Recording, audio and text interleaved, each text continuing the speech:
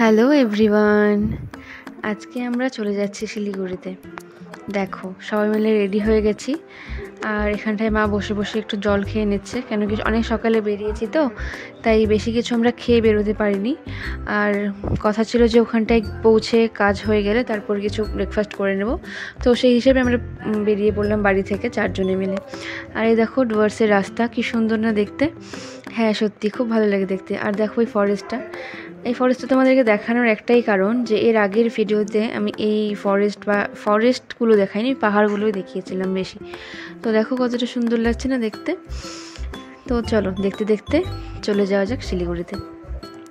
আমরা শিলিগুড়িতে গেছিলাম মূলত তিনটি কারণে, আমি তোমাদেরকে আগে শর্টসে বলেছি। তো তিনটি কারণ, যেগুলো হচ্ছে আমার হাজব্যান্ডের অপারেশন হয়েছে তোমরা জানো, তো ওর স্টিচ কাটানোর ছিল, আর আমার একটা স্ক্যান করার ছিল, আর একটা ছোট্ট পুচকুসোনার সঙ্গে দেখা করার ছিল। পুচকুসোনার সঙ্গে দেখা মানে হচ্ছে আমার এক দেওর আছে, তো ওদের বাড়িতে গেছিলাম। তো দেখো কথা বলতে বলতে আমরা নার্সিংহোমে চলে আসলাম। এখানে আমার হাজব্যান্ডের স্টিচটা কাটানোর জন্য এসেছি। ফার্স্ট ওরটা আগে করে নিলাম। তো সব কাজ আমাদের মোটামুটি ঠিকঠাকই হয়েছে, তোমরা দেখতে থাকো আগে আরও কত কি হয়। এই দেখো স্টিচ কাটানোর পরে আমরা চলে আসলাম এই ক্যান্টিনটাতে। এখানকার খাওয়া না খুব সুন্দর, মানে খুব টেস্টি হয়, খুব ভালো হয়। আমরা অপারেশনের টাইমে এসে খেয়েছি। আর এই যে বাবা আর আমি নিয়ে নিয়েছি ব্রেড অমলেট, আর মা নিয়েছে রুটি। আর ওর খাবারটা আমরা বাড়ি থেকেই নিয়ে গেছিলাম, কেন কি ও বাইরের খাবার এখন খেতে পারবে না, তাই ওটা বাড়ি থেকে নিয়ে যাওয়া হয়েছিল। তো আমরা ব্রেকফাস্ট করে নিলাম। ব্রেকফাস্ট কি ঠিক ব্রেকফাস্ট বলা যায় না, ওই আর কি ওই 11টা 11:30 নাগাদ আমরা খেয়ে নিয়েছিলাম। তারপর আমাদের কাজ হয়ে গেল, খাওয়া দাওয়া হয়ে গেল, আমরা বেরিয়ে পড়েছি। আর দেখো নার্সিংহোমের বাইরেটা এরকম দেখতে। এটা হচ্ছে শিলিগুড়ি অ্যাভলন নার্সিংহোম। এই দেখো বাইরেটা এরকম দেখতে। বাইরেটা না বেশি সুন্দর না দেখতে, মানে সেরকম কিছুই নেই, বেশ একটু নিরিবিলি জায়গায়, তবে ভেতরটা খুব সুন্দর। এই যে কথা বলতে বলতে আমাদের কাজ হয়ে গেল, ফার্স্ট কাজটা হয়ে গেল। এরপর আমরা রওনা হলাম আনন্দলোকের উদ্দেশ্যে, যেখানে আমার স্ক্যানটা হবে। তোমরা হয়তো অনেকেই জানো অ্যানোমালি স্ক্যানটা ঠিক কখন হয় বা কী জিনিস, পুরো ব্যাপারটা হয়তো জানো। তো আমিও সেই স্ক্যানটা করতে আজকে চলে গেলাম। আর জানো ওখানটায় না অনেক ঘুরতে হয়েছে আমাদেরকে, আর এইভাবে বসে থাকতে থাকতে কাজ হতে হতে বিকেল 5টা বেজে গেছে।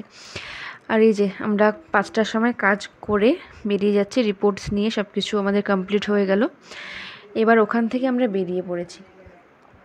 এই যে আনন্দলোকে এখন বাই বাই বলে দিলাম, বলে আমরা চলে আসলাম ওই পুচকুসোনাটার বাড়িতে। বাড়ি বলতে ওরা অ্যাকচুয়ালি থাকে হচ্ছে কোয়ার্টারে, তোমাদেরকে আমি সেটাও দেখাবো বাইরে থেকে কীরকম। তো এই যে এখন আমাদের খাওয়া দাওয়ার পর্ব চলছে। আমরা গেছিলাম, তারপরে আরও একটা দাদা এসেছিলো, তো আর আরেকটা হচ্ছে আমাদের বম্মা হয়, উনি এসেছিলো আসাম থেকে ঘুরতে। তো এই যে এটা হচ্ছে আমার দেওর, এদের বাড়িতে আমরা গেছিলাম। আর এই দেওরেরই একটা পুচকি সোনা আছে, যেটা হচ্ছে আমার ভাস্তি হয় সম্পর্কে, আমি হচ্ছে ওর বম্মা হব।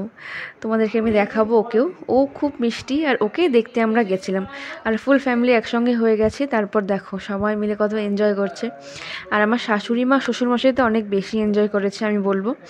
তো এই দেখো পুচকি সোনাটা কান্না করছে। ও আসলে আমার কোলেই ছিল, আর সবাই যেহেতু মজা করছে, চিৎকার হচ্ছিলো, সেই জন্য হয়তো ভয় পেয়ে কান্না করে উঠেছে।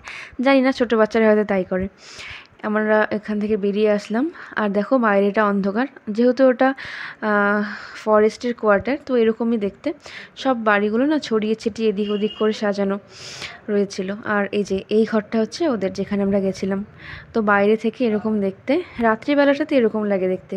আর লাইটস ছিল, তবে ওই অন্ধকারের জন্য না বোঝা যাচ্ছিল না, কিন্তু হ্যাঁ আলো ছিল, এরকম অন্ধকার ছিল না।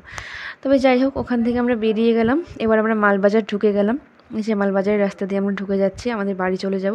আজকের মতো ভিডিওটি এ পর্যন্তই, বাই।